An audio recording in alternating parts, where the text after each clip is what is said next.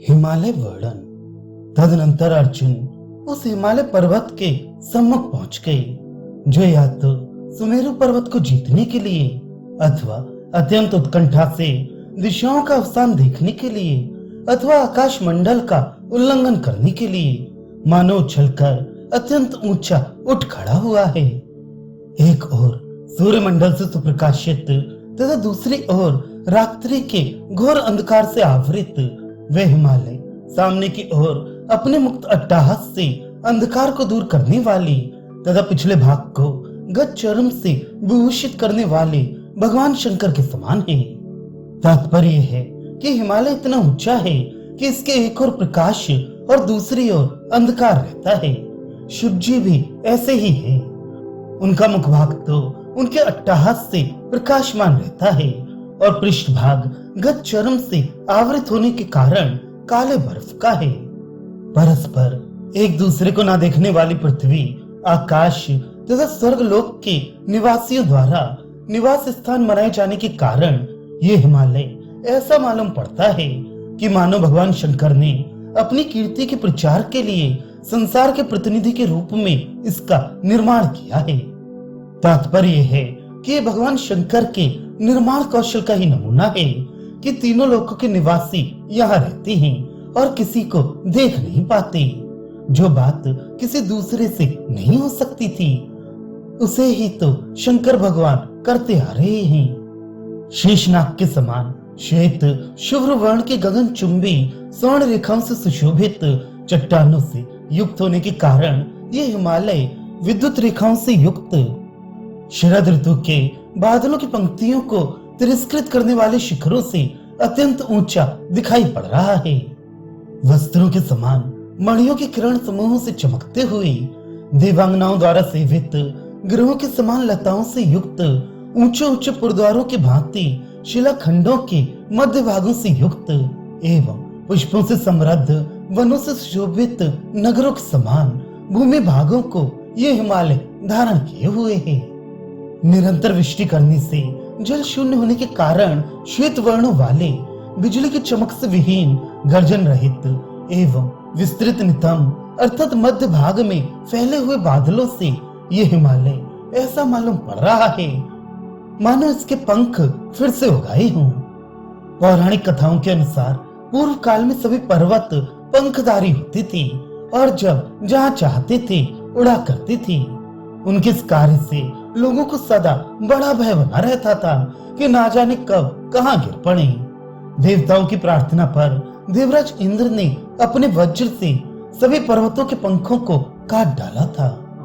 ये हिमालय आकर अर्थात खानों से उत्पन्न हाथियों द्वारा छत विक्षत स्नान आदि योग्य स्थलों पर सम एवं अनुपम तटों से युक्त प्रशस्त जल युक्त होने के कारण विविध कार्यों के लिए हितकारी एवं विकसित कमलों के समूह से सुशोभित वेगवती नदियों को धारण करने वाला है। तात्पर्य है कि इस हिमालय के जिन भागों में रत्नों के खाने हैं, उनमें हाथियों की भी अधिकता है। वे हाथी नदियों के तटों को तोड़ा फोड़ा करती हैं, किंतु फिर भी स्नान करने योग्य स्थलों पर वे तट बहुत सम हैं। नदियों में कमल खिले रहते हैं तथा उनकी धारा बहुत तीव्र है। नूतन विकसित जपा कुसुम की कांति के समान कांति वाली चमकती हुई पद्म राग मणियों के समूह से कहीं कहीं पर यह हिमालय स्वर्ण खचित वित्तियों वाली चोटियों पर मानो सायंकाल के सूर्य की किरणों से प्रतिभासित सा दिखाई पड़ता है। अर्थात इस हिमालय की स्वर्ण युक्त भित्तियों में पद्मराग मणि की कांति जब पड़ती है, तब वह संध्या काल की सूर्य किरणों की भांति दिखाई पड़ता है। विशाल कदम्बों के पुष्प समूह से सुशोभित पंक्तियों में लगे हुए तमाल के वनों से संकुलित छोटे छोटे हिमकणों की वृष्टि करता हुआ एवं सर्वदा मद बरसाने वाले सुंदर मुख गजराजों से युक्त ये हिमालय है। ये हिमालय रत्न राशि रहित कोई शिखर धारण नहीं करता, लता गिरों से शून्य कोई गुफा धारण नहीं करता, मनोहर पुलनी तथा कमलों से विहीन कोई नववधु की भांति नदियां धारण नहीं करता तथा बिना पुष्पों का कोई वृक्ष धारण नहीं करता। तात्पर्य है कि हिमालय की चोटियां रत्नों से व्याप्त थीं, गुफाएं लतागिरों से सुशोभित थीं, नदियां मनोहर तटों तथा कमलों से समृद्ध थीं तथा वृक्ष पुष्पों से लदी हैं। नदियों की वधु के साथ उपमा देकर पुलिनों की उनके जगन स्थल तथा कमलों की उनके मुख से उपमा गम्य होती है। यह हिमालय सुंदर मेखलाओं से सुशोभित देवांगना समूहों के जगन स्थलों से धीरे धीरे क्षुब्ध धारा वाली नदियों एवं मनोहर लताओं एवं केसर के प्रेमी सर्पों से चारों ओर से व्याप्त एवं विस्तृत है। अनेक प्रकार की विचित्र मणियों के प्रवाह से सुशोभित हिम शुभ्र शिखरों वाला ये हिमालय इंद्रधनुष से युक्त जल रहित होने के कारण श्वेत एवं निश्चल अति शिखर की शंका कराने वाले किंतु गर्जन से अपनी सूचना देने वाले मेघ समूहों को धारण करता है। तात्पर्य है कि जल न होने से मेघ श्वेत एवं निश्चल हो जाते हैं। हिमालय के शिखर भी ऐसे ही हैं। मेघों में इंद्रधनुष की रंग बिरंगी छटा होती है तो वे विचित्र मणियों की प्रवाह के कारण हिमालय के शिखरों में भी है। केवल गर्जन ऐसा है जो शिखरों में नहीं है और इसी से दोनों में अंतर मालूम पड़ता है। नित्य विकसित होने वाले कमलों से सुशोभित तथा राजहंसों से युक्त निर्मल मानस सरोवर को एवं किसी कारण से कदाचित कुपिता पार्वती के साथ कलह करने वाले अपने गणों समेत अविद्या आदि दोषों से रहित भगवान शंकर को ये हिमालय धारण किए हुए है। संसार के अन्य पर्वतों से हिमालय की यही विलक्षणता है। ये हिमालय आकाश स्थित चंद्र सूर्य आदि ग्रहों एवं देवयानों को सुप्रकाशित करते हुए अपनी औषधियों से उत्पन्न अग्नि द्वारा प्रत्येक रात्रि में भगवान शंकर के सेवकों अर्थात गणों को त्रिपुर दाह का बारंबार स्मरण दिलाता है। तात्पर्य है कि इसमें अनेक प्रकार की दिव्य औषधियां हैं जिनसे ग्रहगण एवं देवयान ही नहीं प्रकाशित होते वरन रात्रियों में त्रिपुर दाह जैसा दृश्य भी दिखाई पड़ता है। यह हिमालय अपने उन्नत शिखरों पर गंगा जी को धारण करता है जो पत्थरों की विशाल चट्टानों से धारा के रुक जाने पर जब उनके ऊपर बहने लगती हैं तब ऊपर अनंत जल कणों के फुहारों की तरह छूटने से ऐसा मालूम पड़ता है मानो वे श्वेत चामर धारण किए हुए हैं। तदनंतर धनपति कुबेर के सेवक उस यक्ष ने हिमालय के अलौकिक छटा के अवलोकन से आश्चर्यचकित अर्जुन से आदर पूर्वक ये प्रिय वचन कहे। वाचालता ऐसे ही उचित अवसरों पर शोभा देती है अर्थात मनुष्य उचित अवसर समझकर बिना पूछे भी यदि कुछ कह देता है तो उसकी शोभा होती है। हिम के कारण शुभ्र शिखरों से मेघ पथों के मानो सहसा भागों में विभक्त करता हुआ ये पर्वतराज हिमालय देखने मात्र से ही लोगों के पाप समूहों को नष्ट करने में समर्थ है अर्थात इसे देखने मात्र से ही पाप नष्ट हो जाते हैं, चित्त प्रसन्न हो जाता है।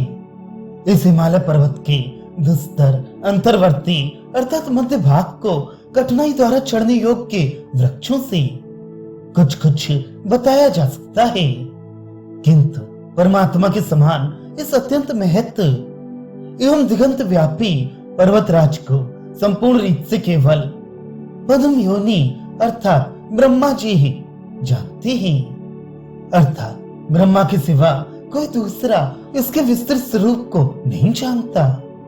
ये हिमालय अपने मनोहर पल्लवों एवं पुष्पों से सुशोभित लता मंडपों तथा विकसित कमलों से समर्चित सरोवरों से अपने प्रियतम के समीप में स्थित धैर्यशालिनी मानवी रमणियों को भी निरंतर उत्सुक बना देता है अर्थात जो मानवी रमणियां पहले अपने समीपस्थ प्रियतमों का भी अपमान करती थीं, वे भी उत्कंठित हो उठती हैं। उनके मान ग्रंथि इस हिमालय में आने से छूट जाती हैं।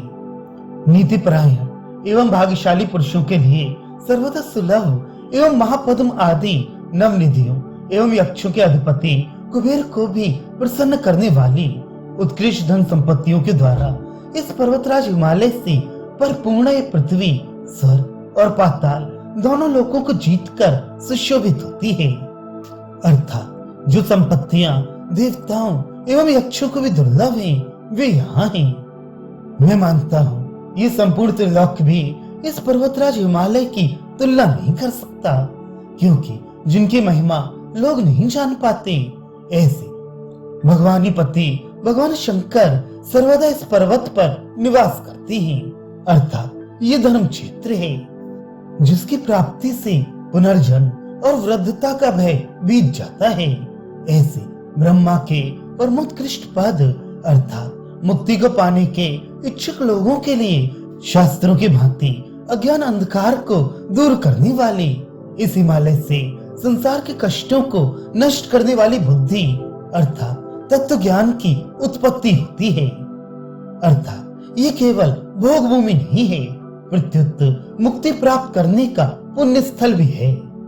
इस हिमालय पर्वत में दिव्यांगनाओं के लिए पुष्पों से रचित शैयाएं, उनके चरणों में लगाए हुए महावर के रंग से चिन्हित गिरे हुए मुरझाए पुष्पों से युक्त एवं विमर्दित दशा में अत्यंत कामोद्रेक की अवस्था में की गई सतृष्ण विशेष तुरंत क्रियाओं की सूचना देती है। इस संसार पूज्य हिमालय में औषधियां नीतिमान राजा में राजलक्ष्मी की भांति क्षेत्रीय गुणों की संपत्ति से राजा के पक्ष में संध्या पूजन तर्पण आदि गुणों से अत्यंत शक्ति प्राप्त कर अहर्निश प्रज्वलित रहने से विश्राम नहीं लेती, अर्थात रात दिन प्रज्वलित रहा करती है।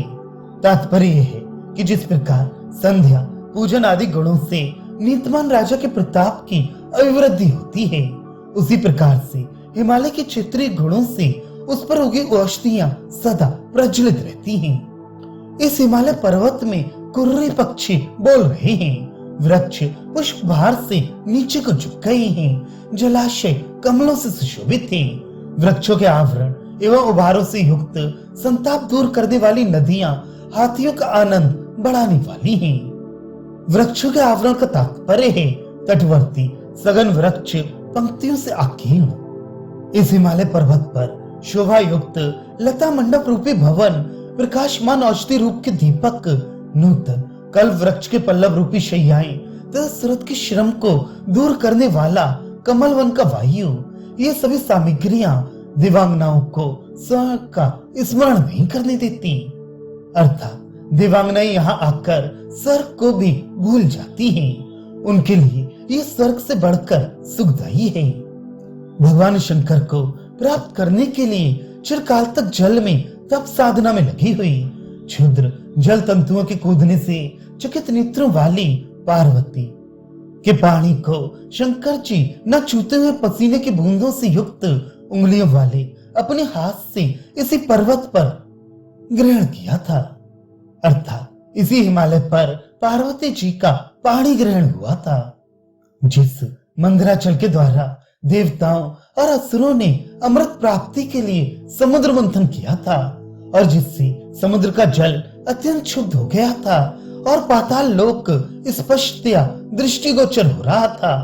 मथाने की रस्सी की भांति सर्पराज वासुकी के लपेटने से चिन्हित वह यही मंदराचल है जो आकाश मंडल का मानो भेदन सा करता हुआ सुशोभित हो रहा है।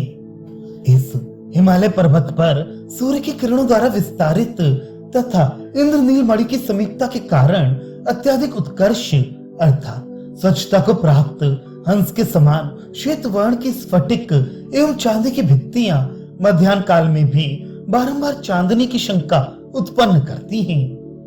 इस हिमालय पर्वत पर मंद मंद बहने वाली वायु द्वारा कंपित कमल वृंद विलासिनी रमणियों की कुटिल भावों के समान तरंग युक्त जलराशि में मानो मनोहर नृत्य सा करते हुए दिखाई पड़ती हैं।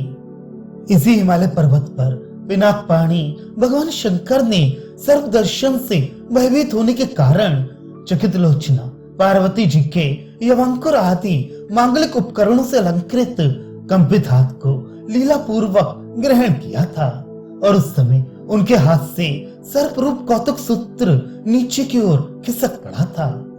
पार्वती जी के पाणी ग्रहण के समय सर्प शंकर जी के हाथ की कलाई में कौतुक सूत्र की भांति विराजमान था। जिस समय शंकर जी पार्वती जी का पाणी ग्रहण करने लगे उस समय उनके हाथ का वह सर्प नीचे की ओर सरकने लगा। उस सर्प को देखकर पार्वती जी भयत्रस्त हो गई और उनका हाथ कांपने लगा था। इस हिमालय पर्वत पर आकाश मंडल में व्याप्त बहुसंख्यक स्फटिक मणियों से उत्पन्न किरण जालों से मिश्रित होने के कारण फैलता हुआ सूर्य की किरणों का समूह मानो अपनी नियत सहस्त्र की संख्या का अतिक्रमण सा करता है। तात्पर्य है, हिमालय पर्वत पर स्फटिक की सहस्त्रों किरणें नीचे की ओर से आकाश में चमकती रहती हैं, ऊपर से सूर्य की किरणें चमकती हैं। दोनों का जब मेल हो जाता है तब ऐसा मालूम होता है मानो सूर्य की किरणों की संख्या अपनी नियत सहस्त्र संख्या से ऊपर बढ़ गई है। जिस कैलाश पर्वत पर कुबेर ने त्रिपुर विजयी भगवान शंकर के संतोष के लिए उन्नत गोपुरों अर्थात फाटकों से समलंकृत अलकापुरी का निर्माण किया था, ये वही कैलाश है जो अपनी सीमा में संचरण करने वाले सूर्य नारायण को समय के पहले ही मानो सूर्य की किरणों की संख्या अपनी नियत सहस्त्र संख्या से ऊपर बढ़ गई है।